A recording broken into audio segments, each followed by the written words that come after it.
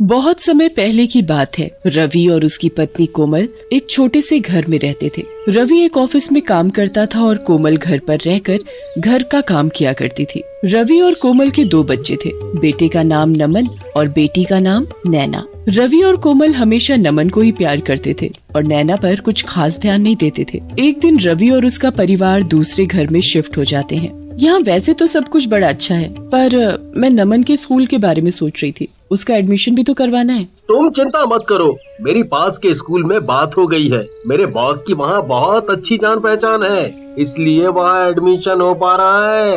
वरना यहाँ तो एडमिशन करवाना बहुत ही मुश्किल है। हाँ, पर एक ही बच्चे का एडमिशन हो सकता है। हाँ, तो नमन का एडमिशन करवा देंगे। और मैं कौन से स्कूल में पढ़ूंगी माँ? ओह हो, बड़ी आई पढ़ने वाली। पढ़ लिख कर कोई डॉक्टर नहीं बन जाएगी तू।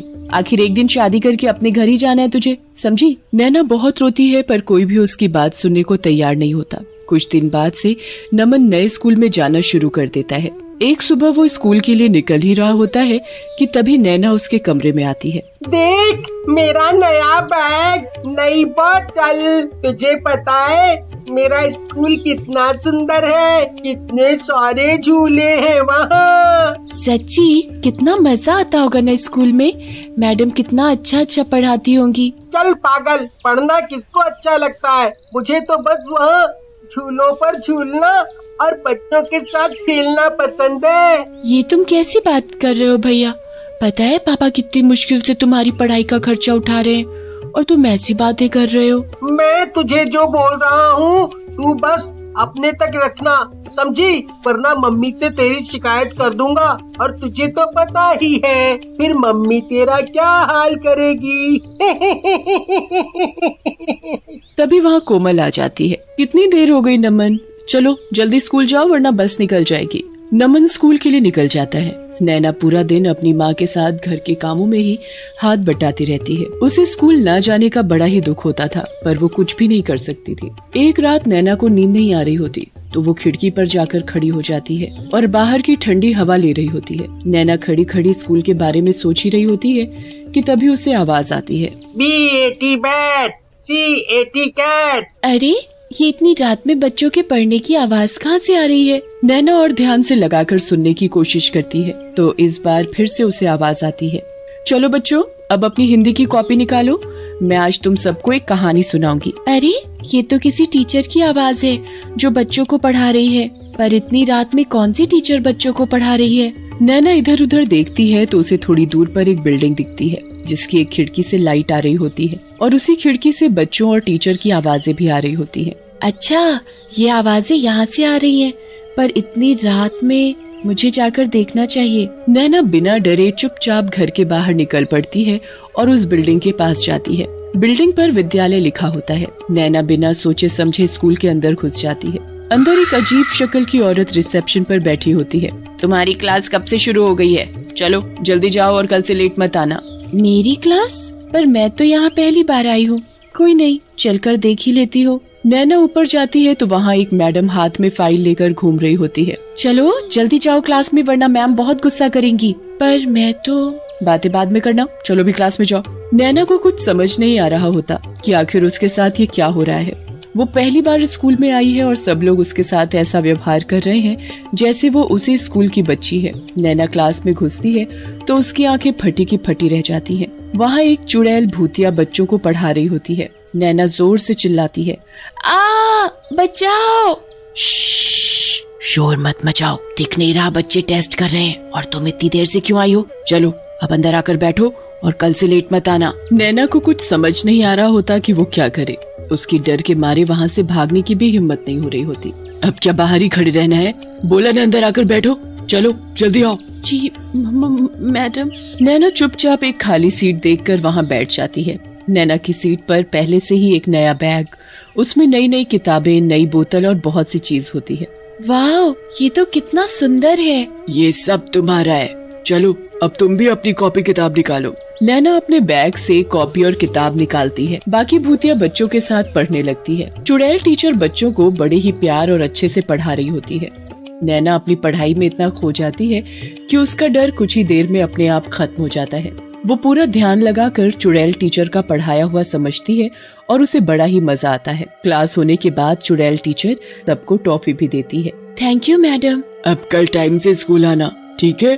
फिर तुम्हें रोज टॉफी मिलेगी। ठीक है मैडम। पर एक बात याद रखना। क्या बात मैडम? यही कि किसी को भी इस स्कूल के बारे में नहीं बताना, वरना कोई तुम्हें यहाँ दोबारा नहीं आने देगा। मैं किसी को नहीं बताऊंगी। नैना के स्कूल की छुट्टी रात के 3:45 पर हो जाती है और फिर वो अपने घर आकर चुपचाप सो जाती है। नैना अगले दिन उठती है पर किसी को भी रात की बात के बारे में कुछ नहीं बताती, क्योंकि उसे डर होता है कि उसके स्कूल के बारे में जानने के बाद उसके माँ बाप उसे दोबारा वहाँ नहीं जाने देंगे। नैना इसी डर से रात के स्कूल वाली बात किसी को भी नहीं बताती। नैना को तो बस पढ़ने का इतना शौक होता है कि उसे कोई फर्क ही नहीं पड़ता कि उसे आधी रात में एक भूतिया स्कूल में जाना पड़ रहा है और वहाँ पढ़ने और पढ़ाने वाले सब भूत चुड़ैल हैं। नैना रात के 12 बजने का इंतजार करती है। जैसे ही 12 बजते हैं वो दोबारा उसी भूतिया स्कूल में पढ़ने जाती है और खूब मन लगाकर पढ़ती है। कितना अच्छा लग रहा है यहाँ, कितना सब सीखने को मिल रहा है। सच में मुझे भी पढ़ने का बहुत शौक है। पर तुम सब भूत कैसे बन गए? ये टीचर भी। एक दिन इस स्कूल में आग लग गई थी और बहुत से बच्चे और टीचर उसमें जलकर मर गए। इस स्कूल का मालिक भी उसी में जलकर मर गया। उस दिन से ये स्कूल बंद है, पर हम लोग आज भी अपनी मैडम से पढ़ते हैं। नैना रोज रात को उस स्कूल में जाती और सभी भूतिया बच्चों के साथ क्लास में बैठकर पढ़ाई करती। कभी कोई चुड़ैल उन्हें पढ़ाती तो कभी कोई चुड़ैल, पर सभी चुड़ैल टीचर बड़ी ही अच्छी होती हैं और वो सब बच्चों को खूब प्यार करती हैं। नैना को उस स्कूल में पढ़ते पढ़ते काफी साल हो जाते हैं और उसकी पढ़ाई पूरी हो जाती है। कभी किसी को नैना के स्कूल के बारे में कुछ पता नहीं चलता। नैना और नमन काफी बड़े हो जाते हैं। नमन इतने अच्छे स्कूल में पढ़ने के बावजूद भी नालायक होता है और नैना बहुत ही होशियार हो चुकी होती है। एक दिन कोमल और रवि नमन पर चिल्ला रहे होते हैं। मैंने अपना सब कुछ तेरी पढ़ाई पर लगा दिया, पर तूने सब बर्बाद कर दिया। जब देखो फेल फेल फेल। अब तो हद हो गई है। मेरे पास अब एक पैसा नहीं बचा जो मैं तेरी पढ़ाई पर लगा सकूं, समझा? आपने मेरे ऊपर पैसे लगाए हैं तो कुछ एहसान नहीं किया है, और मैंने तो अपनी तरफ से पढ़ाई की है ना।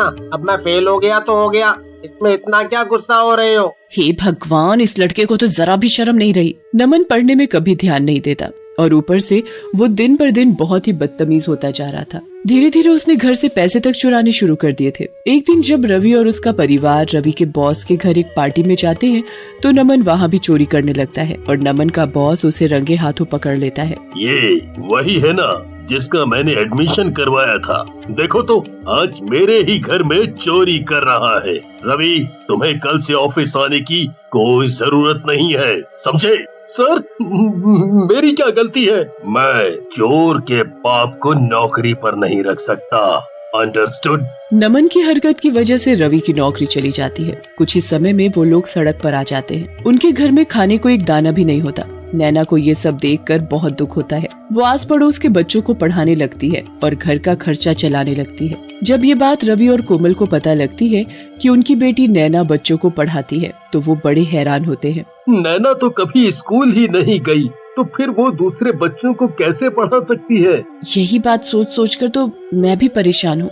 एक दिन रवि और कोमल नैना से ये बात पूछते हैं, पर वो बताने से हिचकिचाती है कि उसने इतनी पढ़ाई आखिर कहाँ से की। कोमल नैना के पीछे ही पड़ जाती है और नैना को सब सच बताना पड़ता है। नैना की बात सुनकर रवि और कोमल दंग रह जाते हैं। तुम पढ़ने के लिए आधी रात में भूतों के स्कूल में पढ़ती थी। ये सब हमारी गलती है। हमने कभी तुम्हारी पढ़ाई को अहमियत नहीं दी, जबकि तुम्हारे अंदर पढ़ने की कितनी लगन थी। हमने उस लड़के पर सारे पैसे लगा दिए, जिसने हमारी इज्जत तक मिट्टी में मिला दी। हमें माफ कर देना बेटी। रवि और कोमल को अपनी गलती का एहसास होता है। नैना उसके बाद कभी उस भूतिया स्कूल में दोबारा नहीं जाती, पर वहाँ की टीचरों को हमेशा दिल से धन्यवाद करती है।